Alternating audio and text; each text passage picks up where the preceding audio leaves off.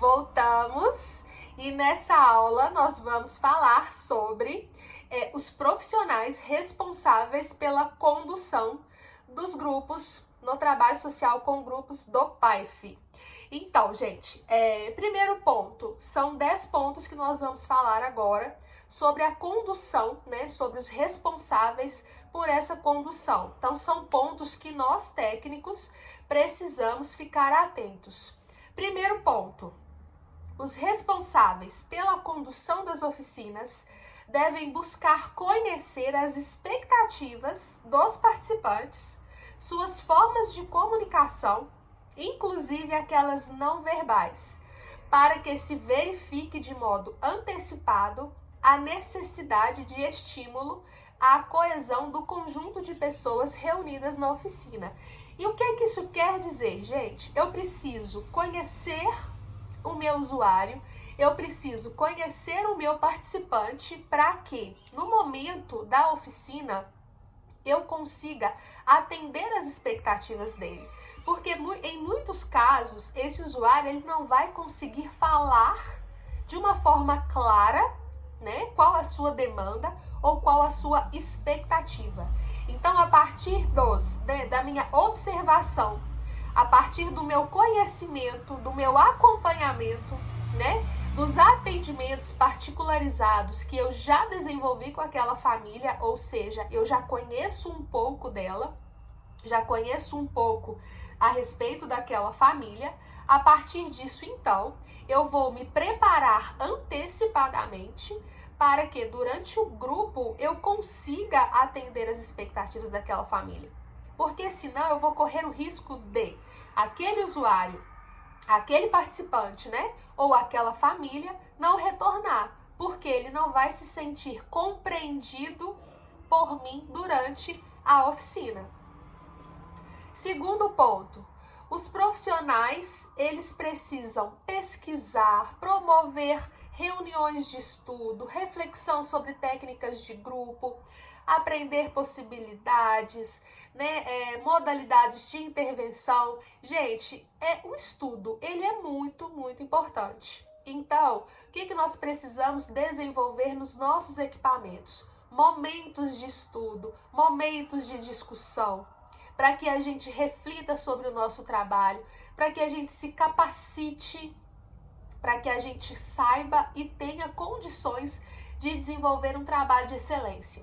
Então, é preciso leitura, é preciso busca de conhecimento, é preciso conversar com outros colegas para que se possa discutir com outros colegas possibilidades, formas de atendimento, formas de intervenção. Então, o conhecimento, a capacitação, ela sempre deve estar presente no nosso trabalho dentro dos equipamentos. Não só para o desenvolvimento, né, gente, do trabalho com grupos, mas para todos os trabalhos que a gente for realizar ali no equipamento. É muito importante que haja sempre capacitação, momentos de estudos e momentos de reflexões acerca do trabalho que a gente vai desenvolver com os usuários. Terceiro ponto, quando o participante ele apresentar alguma demanda ou alguma necessidade que não seja relacionada à política de assistência, né, ao trabalho que nós desenvolvemos aqui dentro do equipamento, eu tenho que estar atento a isso também, né? Porque a partir do momento que eu considero essa demanda, mesmo não sendo uma demanda da assistência, eu estou mostrando para aquele usuário que ele tem um direito, que ele deveria acessar aquele direito, e eu estou ali para ajudá-lo, para auxiliá-lo, para viabilizar esse direito para ele.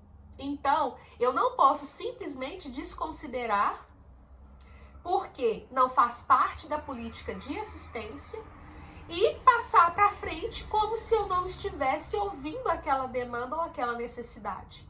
Então, eu tenho sim que acolher aquela expectativa, acolher aquela demanda, aquela necessidade, né? Fazer a orientação corretamente, mostrar para o meu usuário qual caminho ele tem que percorrer, qual caminho ele tem que seguir, fazer o encaminhamento caso seja necessário, né?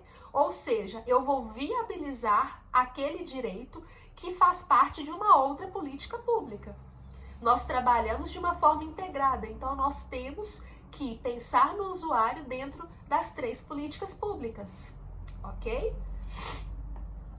E, gente, nós precisamos desenvolver técnicas, nós temos que ter grupos de discussão para que a gente saiba sempre como atender a demanda do usuário. Porque pode surgir lá no grupo uma demanda de um conflito familiar, pode surgir uma demanda de um relato de violência.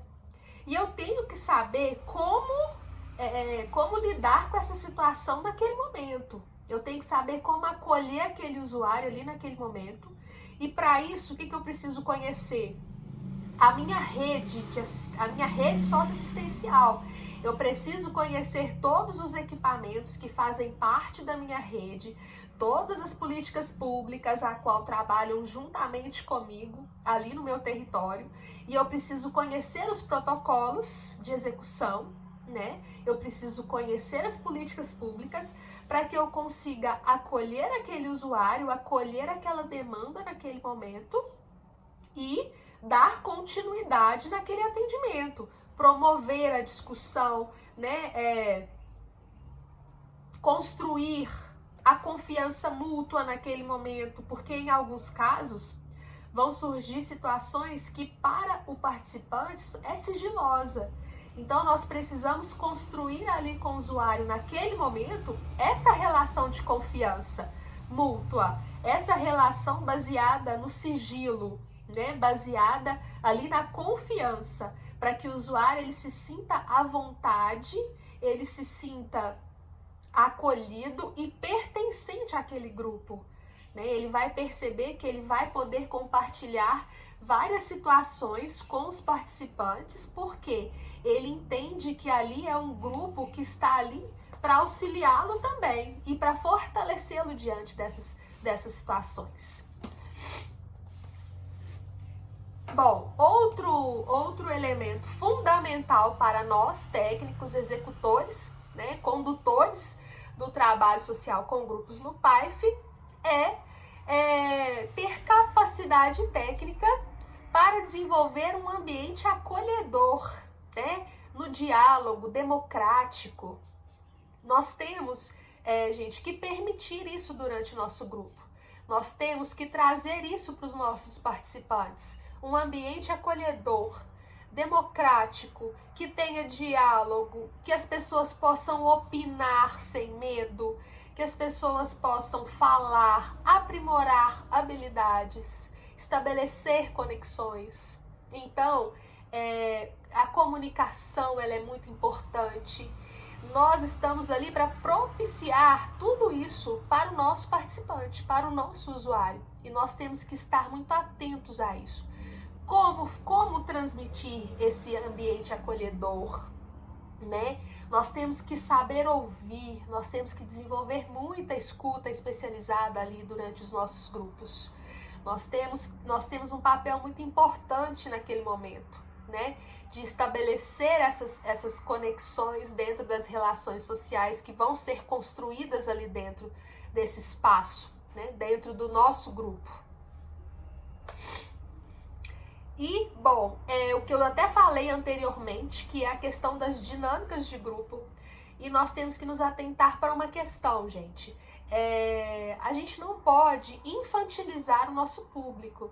Então, nós temos que ter dinâmicas, né, que vão propiciar uma reflexão, que vão propiciar, através de, às vezes, uma brincadeira, mas que vai trazer esse participante para uma reflexão, para uma troca de experiência, para uma fala, né, elaborada a partir de algum sentimento ou a partir de alguma situação que ele presenciou, que ele viu a partir da dinâmica, algum sentimento que se aflorou a partir da dinâmica realizada.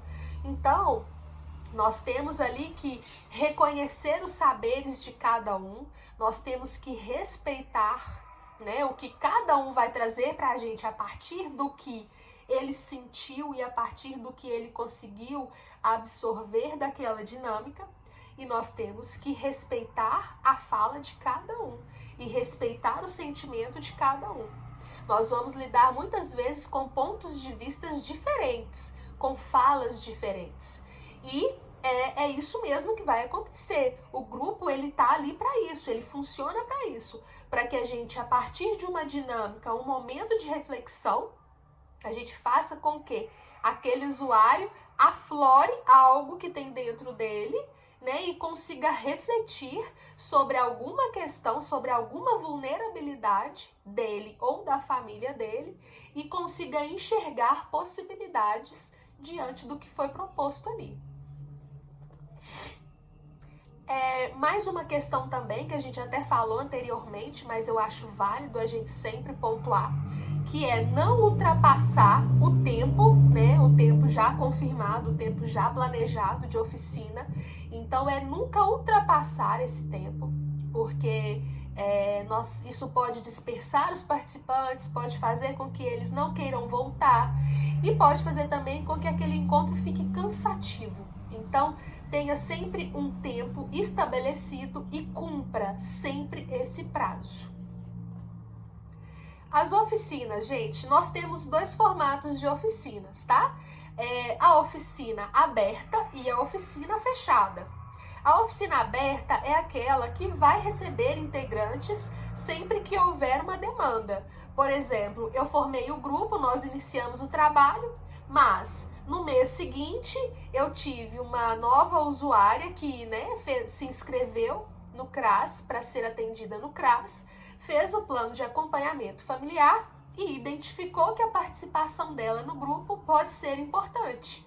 Então, eu posso inseri-la nesse grupo e trazê-la para participar nesse grupo.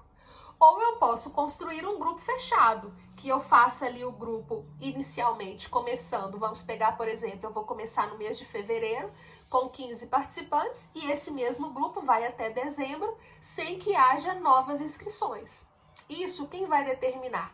Nós, técnicos, responsáveis pela condução da oficina.